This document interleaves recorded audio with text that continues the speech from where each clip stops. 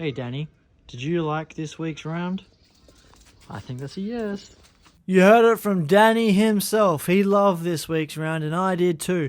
Just all out great performances.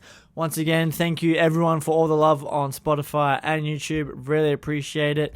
If you're not already, please make sure to subscribe and like the video. It actually helps out more than you think. I'm gonna be honest, I was so busy this weekend that I didn't really get to see many games. But hopefully I'm going to be able to get out some more games soon. But let's get into the first game. Coburn versus Slammers. Coburn 93, Slammers 81. Bit disappointing for the Slammers. We've been saying, especially earlier on in the rounds, that they're looking very competitive and they're just not edging out these wins. But it seems to be more of the same as last year where they're just not going to win games. I mean, they got absolutely dominated the boards. Let's go through the stats. 50-36 on the rebounds, 27-10 on the assists, 46-43 field goal percentage, so they shot pretty similar, and 19-18 on the turnover count. So pretty similar on the turnover count as well. Who had a good game? Josh Hunt had a really good game, 21-5 into the starting lineup. Kyle Armour coming off the bench. Gavin Field had 15-12, and obviously on the Slammer side, boy had 24-11. This guy needs to get out of Slammers. He needs to go somewhere else, unless he likes it there. I'm not one to say. Devon though, off the bench, had 10 points. Love to see that. Love when the young guys finally get their opportunity and get their chances to show out, and they do. But yeah, Slammers starting to disappoint me, man.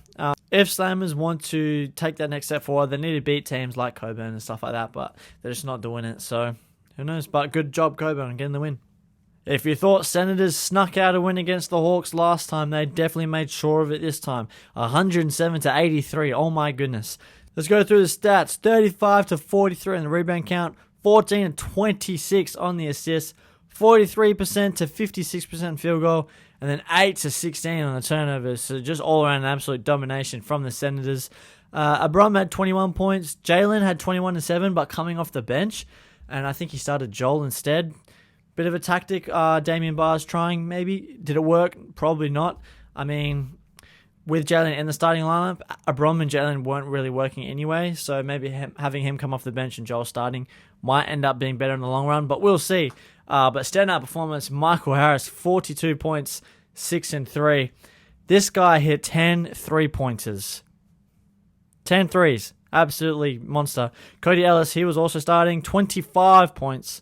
And then Todd Withers just had 11-11. Todd Withers has just become like a really consistent guy, solid, consistent guy, but not really having super standout performances, which I think they really need if they want to take the next step, even though they are really winning. But yeah, absolute dominant game from Michael Harris.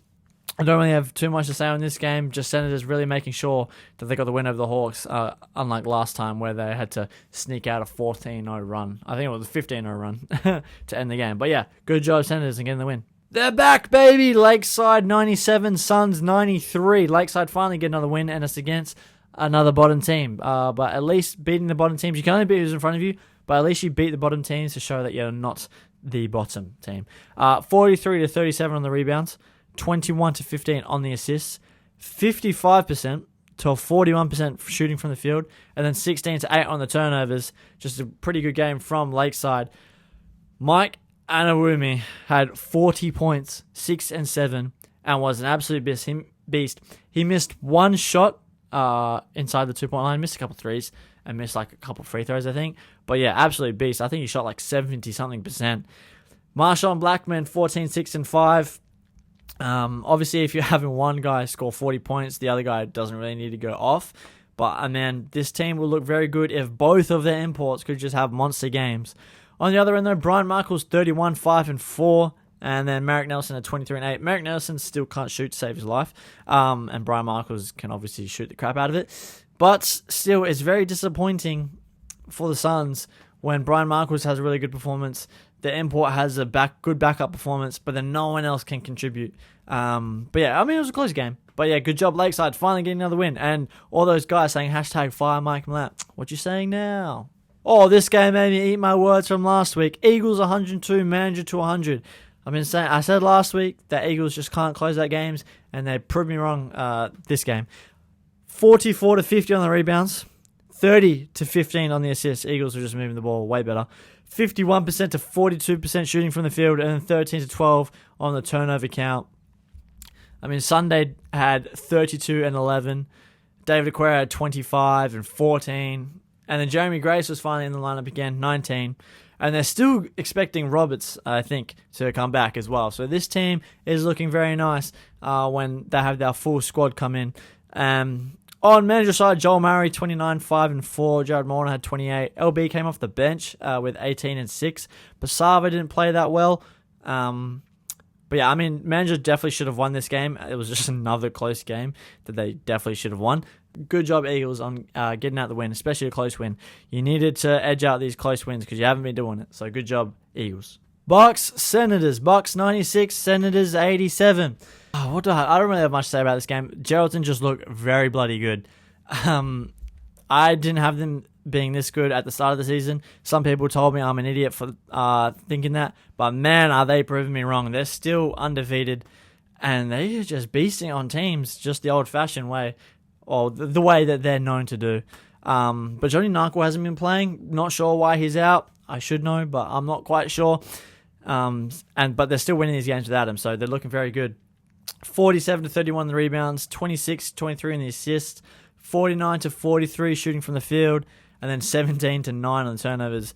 Now 17 going in the Bucks way, so you don't really see that often. 17 turnovers and that team still wins. I mean, scoring performance 28, 7 and 8 from Josh Braun. Todd Withers had 27, 9 and 4. Cody Ellis had 19 and 4. But other than that, they didn't really get much else. But yeah, Bucks just finding ways to win, and they're looking like a very good team at the moment. I think I'm gonna come out with some power rankings. Let me know if you guys want to see that. But yeah, good job, Bucks, on getting the win. Hawks v Slammers. Hawks 92, Slammers 80. I feel very sorry for Slammers because they got hoed in this game by the refs. Let's go through stats. 48-36 on the rebound count, 14-16 on the assist count going Slammers way. Both shot 42% from the field, 17-15 on the turnover count. Now you may be wondering how they lose by 12. Well, the free throw count is freaking ridiculous. 30-8. That's right, 30 free throws to 8. That is just crazy. Abram had 31 and 9. Matt Leary had 18 and 4. Boy had 25, 8 and 6 as he always does. And then Alex Holcomb had 15 and 11. Again, same problem for the Slammers. They need another 20-point scorer. I had on my story like a Q&A. Someone said, could Slammers win?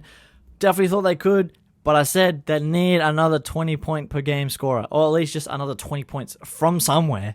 But they're just not getting it from anyone at the moment. But yeah, good job Hawks on getting the win, but maybe thank the refs. I don't know. This game was a lot closer than it should have been. Tigers 99, Coburn 97. I think maybe because it was Kyle Almer's 300th, maybe that's why they were just up and about. But 39-44 on the rebounds going Coburn's way. 29-30 on the assists. 45% to 47% shooting from the field. And then 7 turnovers to 19. An ungodly amount of turnovers. Marshall Nelson had 22, 2 and 8. Michael Dupree had 20 points. Mike Vigor, 14, 6 and 7. Love that guy. Reese Vega, 29 and 10. Maybe this is the way for Coburn. Reese Vega just has to dominate it. I said last week that he has to dominate. And he dominated this game, and they almost came out with a win against the top side. Gavin Field had 16, 3 and 8. This game was clutch 3-point shot from Marshall Nelson to put them in front, and then they were just able to get out with the win. So good job, Marty. And yeah, good job, Tigers. Like I said, they're a top side. Oh, this one hurts. As you know, I'm a Redbacks fan. Giants 90, Redbacks 83. Redbacks actually won the rebound count for once, which is fantastic to see. 40-44, 19-15, 47% to 40 shooting from the field. Atrocious. And then 13 turnovers to 20. Ugh. Thoughts on this game? Apparently, the refs made some terrible calls at the end, and the refs actually admitted to this. So like a technical foul on Maris when he wasn't even around, and just some weird fouls, and they admitted to being wrong. But nonetheless, we shouldn't have been in that position to lose that game in the first place. It's a long way to go to lose a game. But Randy Bell had a great performance, 33, 4 and 9. Deshaun Parsons, 25 and 10. On the Redback side, 31 and 10 from Miles Gibson. Giannis had a terrible game. But off the bench, Mayo had 12 points and 7 rebounds. Way to go, Mayo. But yeah, just disappointing. Just disappointing. Especially when we beat them last week, and then we go all the way to Cal, and then we just lose like that. And we were up within the last 2 minutes as well. But yeah, couldn't close out with the win. Would have loved to. But unfortunately, we cannot. But Giants, good job on getting the win. Some were saying this was game of the round. Wolves 80, Flames 77. Flames definitely should have won this game. 33 to 48 on the rebounds, 11 to 15 on the assists, 39% to 47%, and then 7 turnovers to 24 turnovers. That's right, 7 to 24. So Flames just played a better game, but just kept turning the ball over. Their offense they just kept turning the ball over, and that's how they lost by 3. CJ Turnage had 27 and 8. John Wade started again, 17 and 6. Ethan Elliott went 0 for 12. I doubt we're going to see that again. Devondrick Walker had 19 points, nothing crazy. Dove, I think he started as well. He had 14 and 5. Gak had 11 and 14. But yeah, tough loss for the Flames. And it makes me think about the Wolves. That a team like the Flames can outperform them. But then they still end up with a win. Maybe they are definitely going to win a championship this year. Who knows? But yeah, man, they are missing a big. They can't wait for Jeremy to come back, or come into the team at least. But yeah, good job Wolves getting the win. Last game of the round, Bucks v Suns. Bucks 93, Suns 70. Just a domination from the Bucks. Not much to say about this game. Bucks, like I said earlier, looking very good. Definitely going to be in the playoffs or finals, as we call them. 52 to 32 on the rebounds, 21 to 11 on the assists, 47% to 34%, and then 21 turnovers to 16. Bucks do kind of turn the ball over a lot. But man, can they score. They're very good at their ball movement. Johnny Narkle again didn't play, but Aaron Ralph had 26, 5 and 3. Nick had 21, 5 and 5. Brian Markle had 25 points, and Merrick Nelson had 25 and 12, but again, got no help from anyone, and they cannot defend to save their lives. But yeah, not much to say about this game, just Bucks looking very good. Player of the week time. If you follow me at Too Short for the League on Instagram, you already know, but player of the week this week goes to Mike Adewumi, 40 points, 6 rebounds, 7 assists on 77% shooting from the field. He missed 1 2-point shot, missed a couple threes, missed free throws, but man, was an absolute beast. And I've been calling for it every single week on the show that he needs to have a standout performance, and he finally has. And I think the league's now put on notice of what he can produce, and hopefully he can continue this. But yeah, player of the week goes to Mike Adewumi.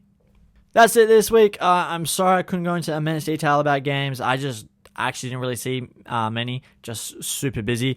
But yeah, thanks for all the support. Like, follow, subscribe. Do what you need to do. And I'm out. Ciao.